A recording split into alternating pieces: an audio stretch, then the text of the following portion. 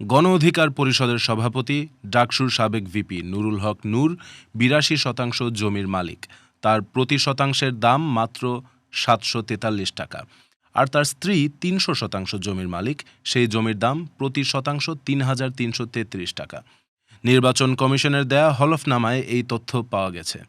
ভোটে লড়ার জন্য কারোর কাছে কোনো দান নিচ্ছেন না নুরুল হক নূর, নিজের আয় থেকেই খরচ করছেন ৩০ লক্ষ টাকা।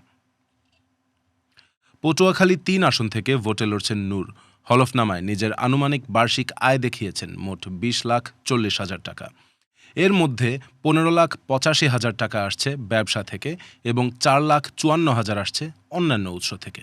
এই অন্যান্য উৎসটা কি তা হলফনামার ফর্মে সুনির্দিষ্টভাবে উল্লেখ করতে বলা হলেও তা করা হয়নি।